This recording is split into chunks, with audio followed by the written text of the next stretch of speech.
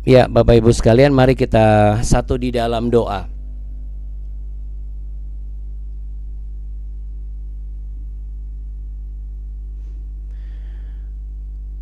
Tuhan Allah Bapa kami yang kami sembah, di dalam nama Yesus Kristus kami datang di hadirat-Mu yang kudus. Kami merendahkan dan menundukkan diri kami di hadapan tata kasih karunia-Mu, karena kami percaya bahwa Engkaulah Allah penyembuh, Engkau Allah yang memberikan kami kemenangan, Engkau Allah yang memberikan kami perlindungan, Engkau Allah satu-satunya yang telah memberikan kami anugerah keselamatan.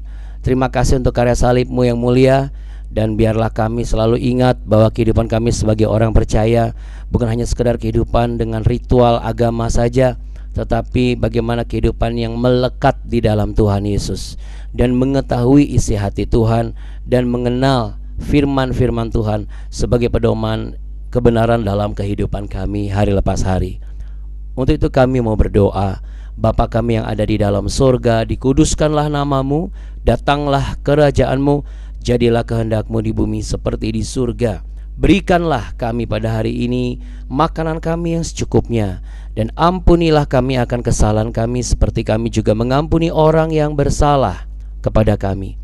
Dan janganlah membawa kami ke dalam pencobaan, tapi lepaskanlah kami daripada yang jahat, karena Engkaulah yang punya kerajaan, kuasa, dan kemuliaan kekal sampai selama-lamanya. Hanya di dalam berkat nama Tuhan Yesus Kristus kami percaya. Haleluya. Amin. Yuk kita sama-sama tepuk tangan di tempat kita masing-masing. Ya, Bapak Ibu sekalian yang terkasih, pujian yang berikut ini yang akan saya share dan kita akan nyanyikan adalah pujian yang menyatakan bahwa Yesuslah satu-satunya jawaban di dalam kehidupan kita.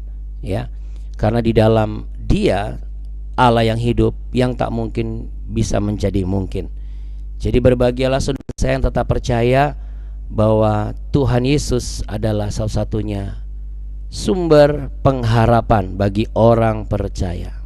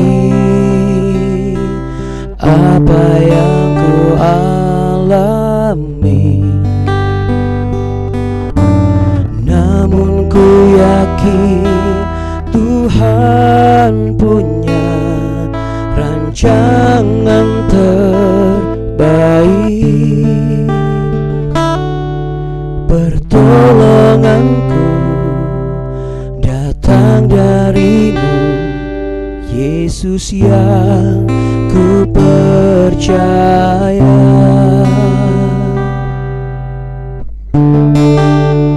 yang tak mungkin bagiku, semua mungkin bagimu.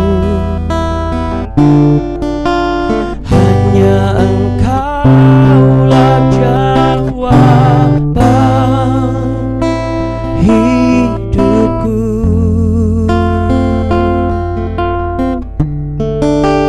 yang tak pernah ku lihat, yang tak pernah ku pikirkan. Itu yang Kau sediakan bagiku.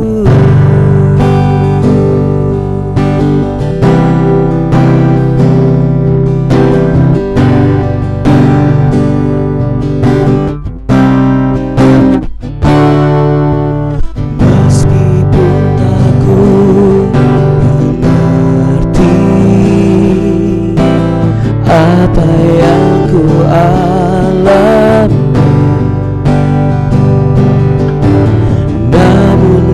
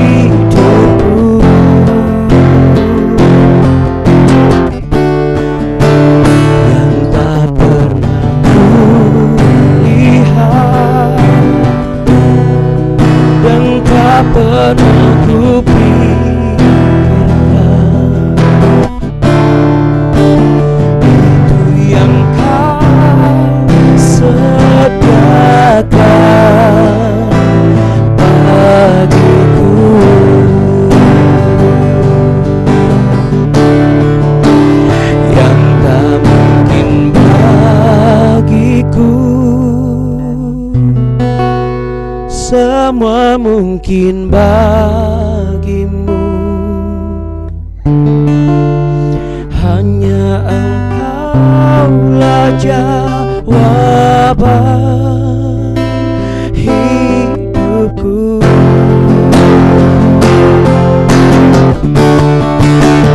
Yang tak pernah ku lihat, yang tak pernah ku pikirkan, oh, itu yang Kau sediakan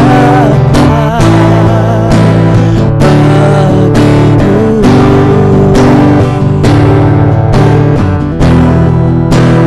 Itu yang Kau sediakan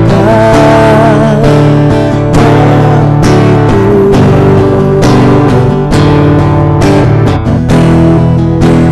Itu yang Kau sediakan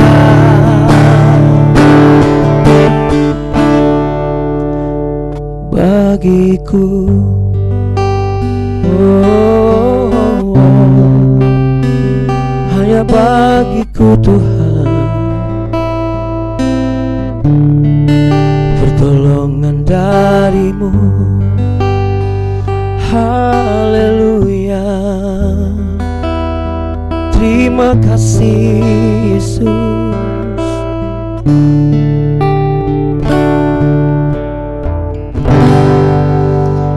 Engkaulah satu-satunya jawaban bagi setiap orang percaya, yaitu kami yang ada di komunitas BW ini, yang sepakat, yang sama-sama menjadikan Yesus Kristus sebagai satu-satunya jawaban dalam kehidupan ini. Sama-sama katakan amin. Amin. Amin ya Bapak Ibu sekalian. Jangan lupa bahwa pertolongan mungkin bisa saja kita coba usahakan, ya, karena yang namanya manusia tentu punya daya cipta dan kreasi dan juga rasa, ya. Tetapi Bapak Ibu, satu-satunya yang sanggup untuk menunjukkan bahwa Ia hadir sekalipun tidak terlihat hanyalah Allah yang hidup. Ya, jadi ini juga buat catatan penting untuk semua generasi milenial Z, ya, dan juga generasi Z Alpha yang hari-hari ini memang kebanyakan nggak ada yang percaya sama adanya Tuhan, ya.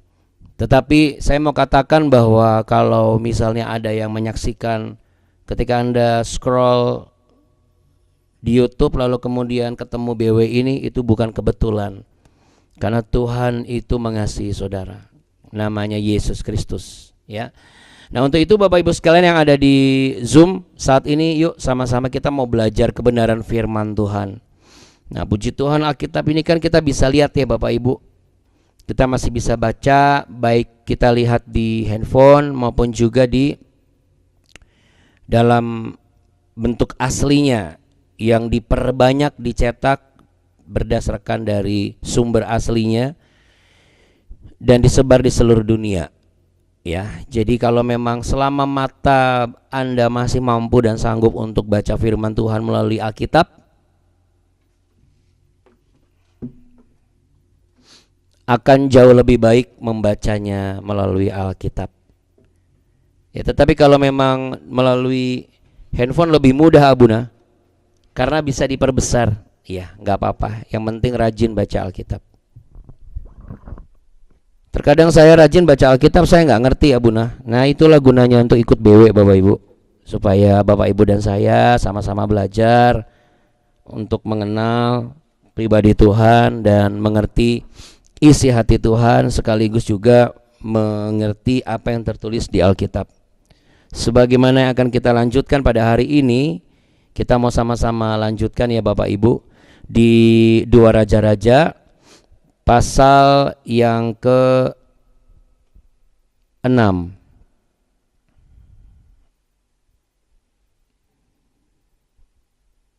Ya Bapak Ibu sekalian, kita masih membahas mengenai apa yang tertulis di 2 Raja-Raja pasal yang ke-6 ini, dan masih dari kisah Elisa.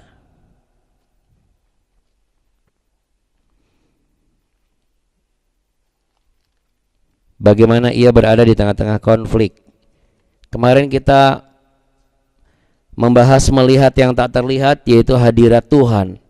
Hadirat Tuhan itu memang tidak terlihat, tetapi kita bisa lihat dengan mata hati kita. Makanya kita perlu untuk sadar, ya Bapak Ibu, perlu untuk menyadari. Ya, kalau orang yang bisa menyadari itu orang yang sadar. Jadi kalau misalnya orang tidak menyadari, berarti dia belum sadar, Bapak Ibu. Makanya orang kalau mau bertobat, dia harus menyadari dulu bahwa dia harus sadar dulu bahwa dia itu salah dan dia butuh untuk bertobat, supaya dia bisa menyadari apa yang menjadi kesalahan dia. Inilah situasi yang pasti ada di dalam kehidupan kita sehari-hari.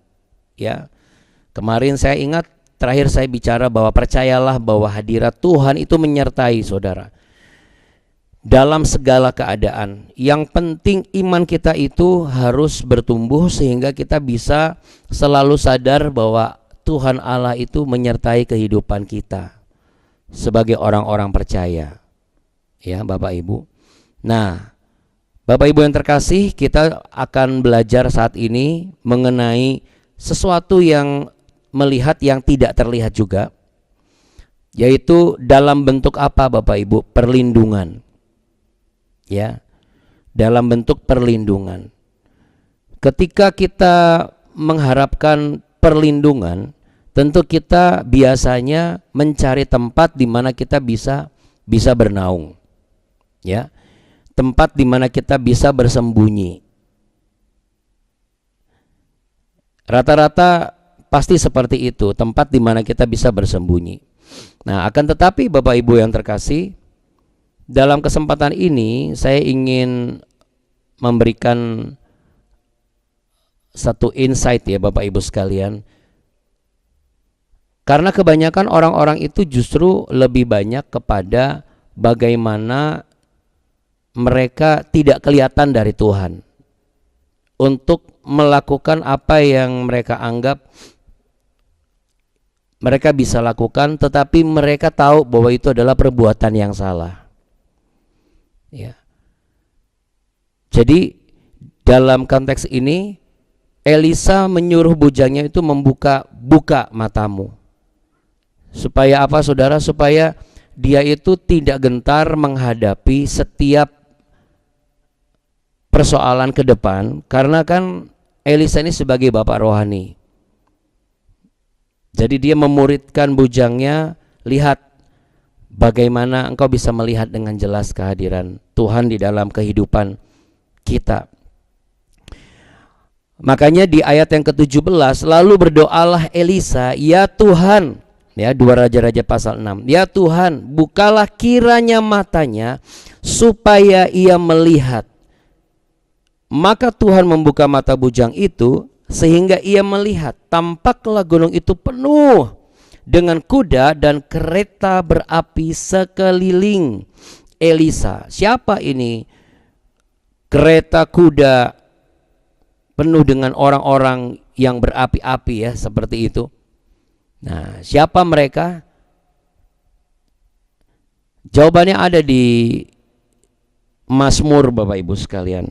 Mari kita buka di Mazmur pasal yang ke-34. Nanti kita balik lagi ke sini ya. Tapi sekarang kita lihat dulu Mazmur pasal 34. Nah, perikopnya itu judulnya adalah dalam perlindungan Tuhan. Saya mau tanya nih kepada Bapak Ibu, siapa yang rindu hidup dalam perlindungan Tuhan setiap hari? Boleh angkat tangannya, taruh tangan di dada sama-sama. Aku rindu hidup dalam perlindungan Tuhan. Kita baca dulu ya. Ayat yang ke-8.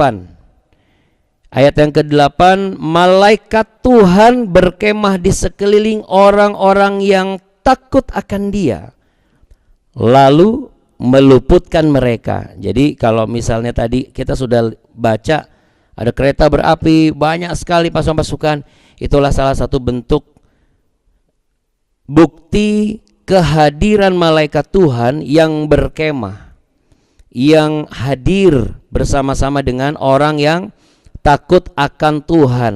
Nah, takut akan Tuhan ini kan ada dua makna nih. Takut ketahuan sama Tuhan atau apa? Kan gitu. Ya. Kita melihat yang tidak terlihat, tetapi kita tidak mau terlihat dari yang tidak terlihat oleh mata kita.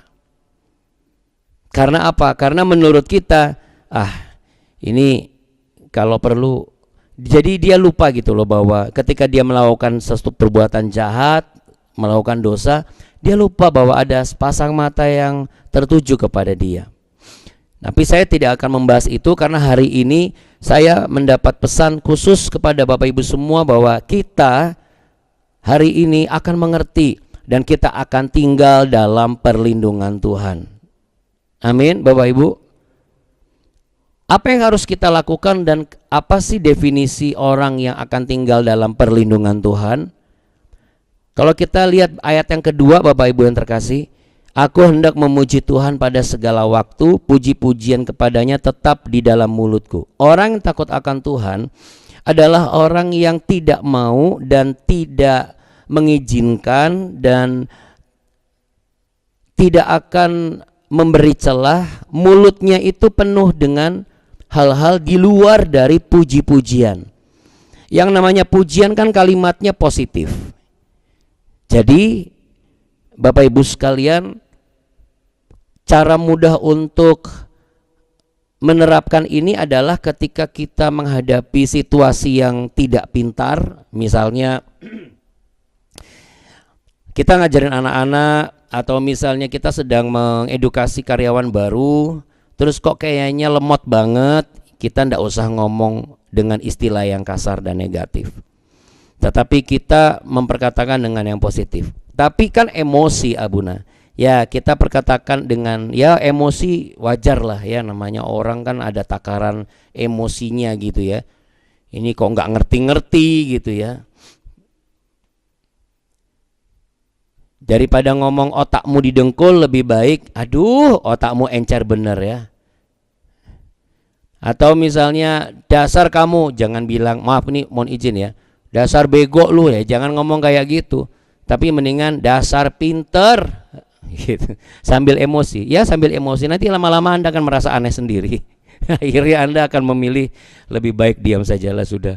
Dan memilih untuk sabar mengajari dia lagi. Jadi Bapak Ibu yang terkasih, puji-pujian kepadanya tetap di dalam mulut kita. Kenapa? Karena kita sadar kita ini terhubung dengan Tuhan. Jadi kalau mulut ini ngomong sembarangan, karena kita ini terhubung dengan Tuhan, maka kita tidak akan lagi dengan sembarangan untuk memperkatakan sesuatu yang tidak pas dan tidak pantas. Karena kan kita terhubung, terkoneksi. Jadi orang yang dalam perlindungan Tuhan, selain dia kehendaknya adalah memuji Tuhan, karena dia sadari mulut ini, apa yang diperkatakan ini terhubung, terkoneksi dengan Tuhan. Karena Tuhan itu sebagai bagian dari jiwa kita. Makanya kita kalau mau cari sukacita, kita mau cari damai sejahtera, adalah di dalam hadirat Tuhan. Makanya di dalam ibadah hari Minggu atau seperti kita BW ini ada puji-pujian, ya. Supaya apa? Seperti ayat keempat katakan, kita memuliakan Tuhan bersama-sama. Nah, habis memuliakan Tuhan bersama-sama, nyanyi nih, lalu memasyurkan nama Tuhan bersama-sama. Saya perkatakan dan saya sepakati, dan saya sangat yakin bersama dengan Abuni bahwa BW ini tuh ada dan kita semua itu dipertemukan itu karena keterhubungan kita dengan Tuhan. Jadi ketika Anda menyampaikan kepada teman-teman dan juga saudara bahwa ini loh kita bisa dengar firman Tuhan dalam waktu 30 menit. Kita bukan sedang memasyurkan saya atau Abuni atau BW ini, enggak. Kita sedang memasyurkan Tuhan. Sama ketika kita sedang membanggakan istri kita dan suami kita. Ketika kita memasyurkan istri dan suami kita, kita sedang memasyurkan Tuhan.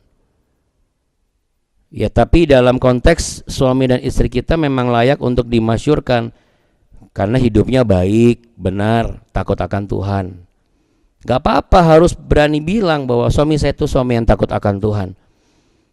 Jangan di depan orang kita ngomong, gimana suami ibu?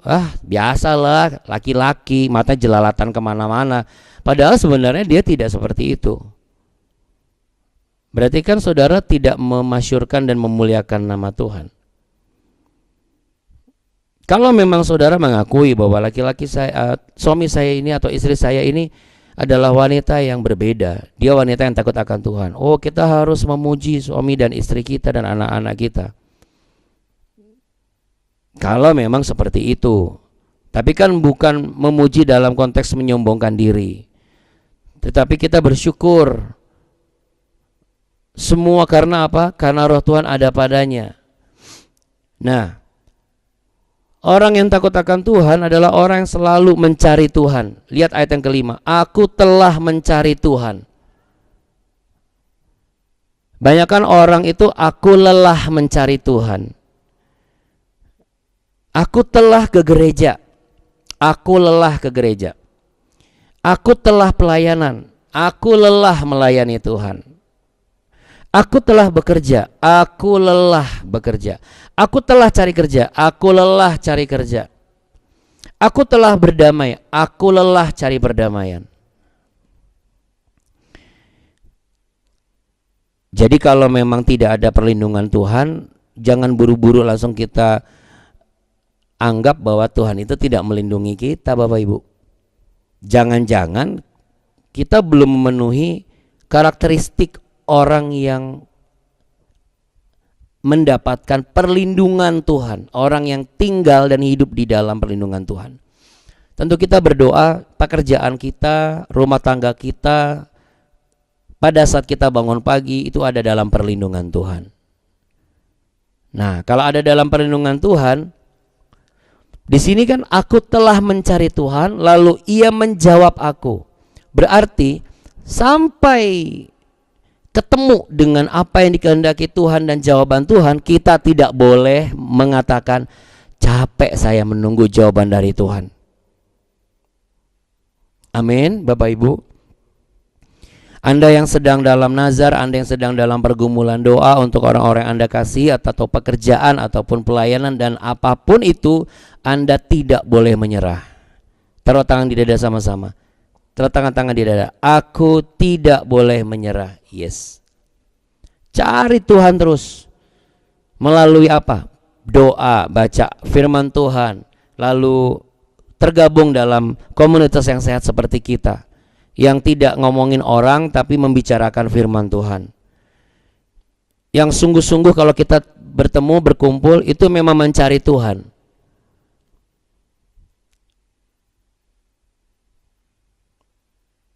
Bukan mencari kesenangan karena di rumah lagi sepi dan di rumah lagi sumpek.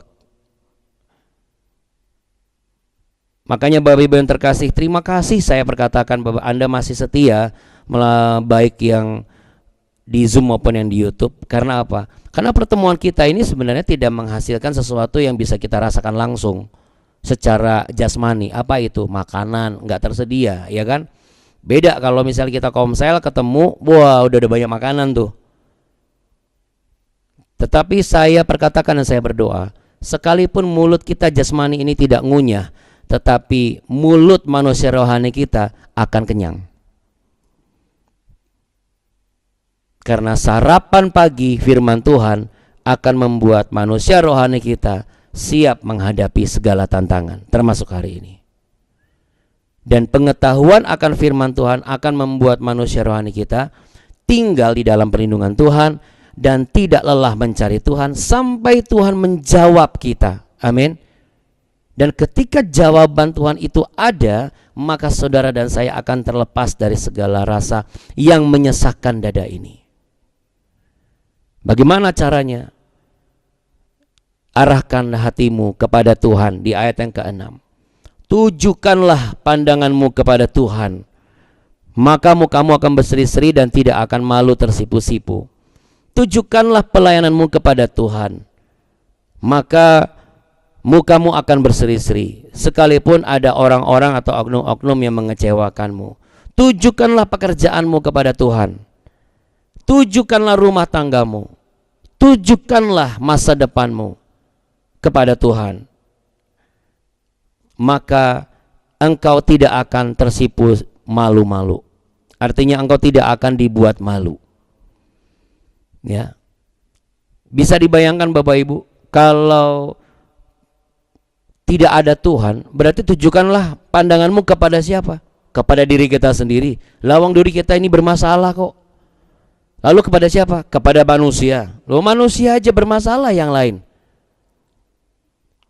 kita tidak pernah bisa tahu. Dan jaminan apa orang yang berbicara dengan begitu banyak filosofi kehidupan, apa benar nggak kehidupannya seperti itu? Tujukan kepada siapa? Kepada teknologi. Lama teknologi aja kalau nggak di-upgrade dia kuno kok. Satu-satunya yang tidak pernah mengalami kekunoan, yang setiap zaman itu selalu eksis, firman-Nya ya dan amin, kuasanya tak terbatas, cuma satu-satunya adalah Tuhan yang namanya Yesus Kristus. Kita beri tepuk tangan bagi Allah kita yang hebat dan luar biasa. Ya, mau AI kayak mau super AI itu kalau nggak di-upgrade kuno juga.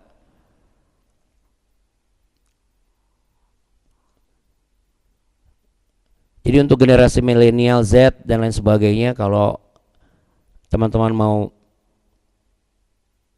meraih masa depan, Bapak Ibu bisa bilang juga kepada anak-anaknya dan cucu-cucunya, ya, ayo belajar untuk menunjukkan hidupmu kepada Tuhan. Tujukanlah sekolahmu kepada Tuhan. Libatkan Tuhan dalam segala hal, ya. Memang ada masa-masa tertindas Bapak Ibu di ayat yang ke-7. Orang yang tertindas ini berseru dan Tuhan mendengar. Ia menyelamatkan dia dari segala kesesakannya. Bagaimana caranya Abuna? Caranya ya malaikat Tuhan berkemah di sekeliling dia. Itu bentuk keadilan Tuhan. Jadi biarlah kita tidak lagi menjadi orang yang jangan sampai terlihat dari yang tidak terlihat. Yaitu jangan sampai terlihat dari Tuhan. Nggak mungkin Tuhan bisa melihat segala sesuatu. Justru kita harus belajar melihat yang tidak terlihat. Supaya apa? Supaya kita tidak hanya menyadari bahwa kehadirannya itu hadir dalam hadiratnya, tetapi juga kita bisa mengalami dan hidup dalam perlindungan Tuhan. Ya. Karena fakta di Alkitab berbicara, saya tutup di 2 Korintus pasal 4 ayat 18. Itu sebabnya Elisa berdoa, Tuhan bukalah matanya. Ya, di 2 Korintus pasal 4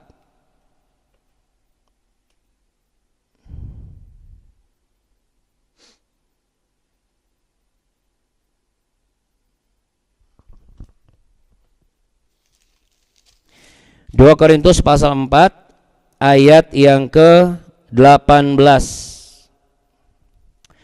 Sebab kami tidak memperhatikan yang kelihatan, melainkan yang tak kelihatan, karena yang kelihatan adalah sementara, sedangkan yang tak kelihatan adalah kekal, Bapak Ibu. Amin.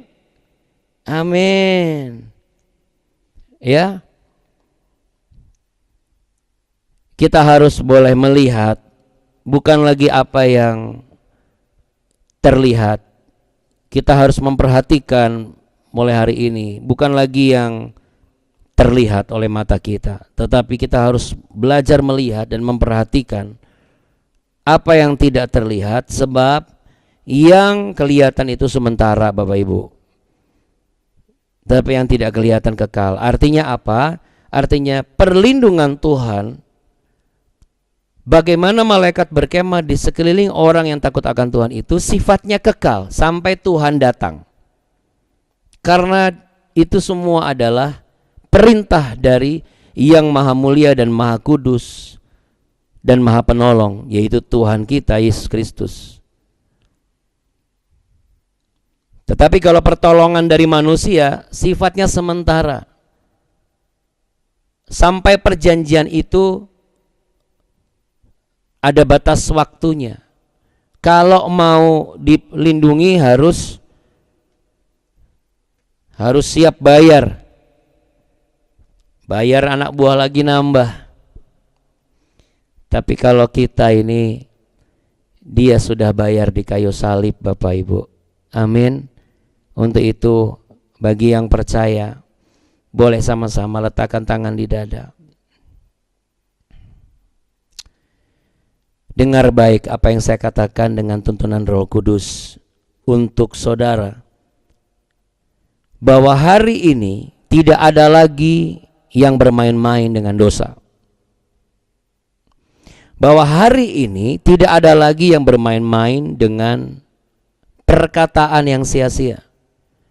Ingat, kita semua terhubung, terkoneksi dengan tubuh dan darahnya, dengan rohnya yang kudus. Untuk itu pastikanlah hari demi hari, tidak ada cara lain selain kita menguduskan diri dengan kebenaran firman Tuhan. Kita harus berhenti dari budaya mendengar khotbah atau mencari YouTube yang kita suka, tetapi kita tidak bertumbuh di dalamnya. Tapi jikalau kita mencari pengkhotbah, kita mencari YouTube, kita harus tumbuh di dalamnya. Dan setialah bertumbuh di dalam firman Tuhan. Setialah dalam melakukannya, sekalipun kesesakanmu itu terasa banyak. Semakin banyak yang menyesakkan dadamu, namun kalau engkau boleh percaya, ada satu rahasia besar. Engkau boleh hidup dalam perlindungan Tuhan.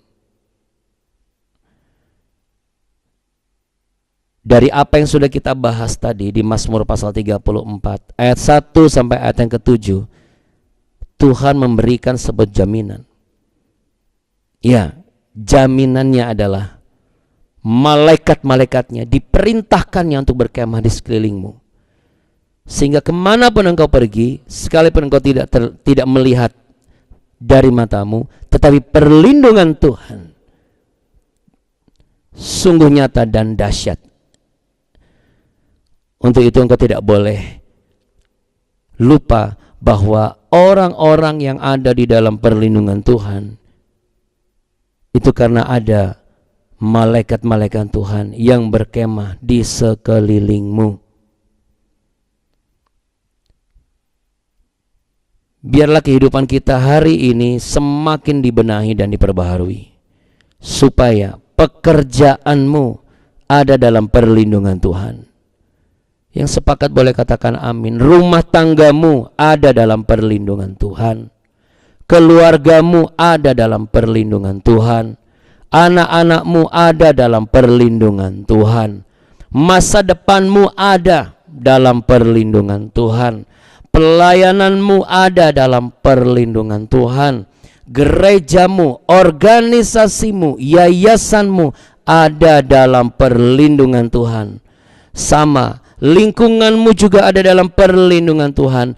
Dan negara kita yang kita cintai ini juga kita sepakati ada dalam perlindungan Tuhan.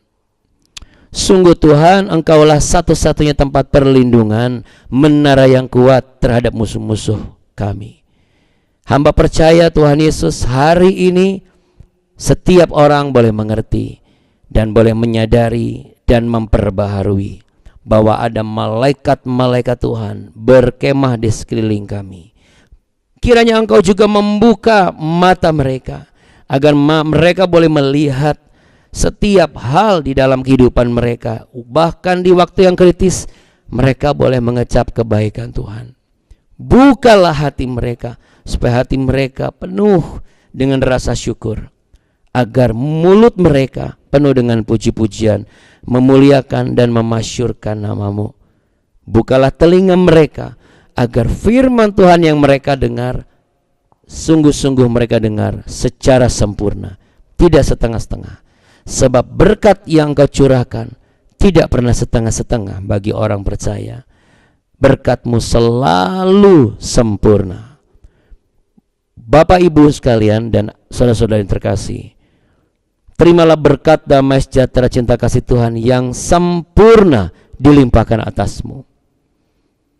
Bahwa kemanapun engkau pergi, melangkah, keluar, masuk, datang, engkau akan disertai oleh berkat Tuhan yang sempurna.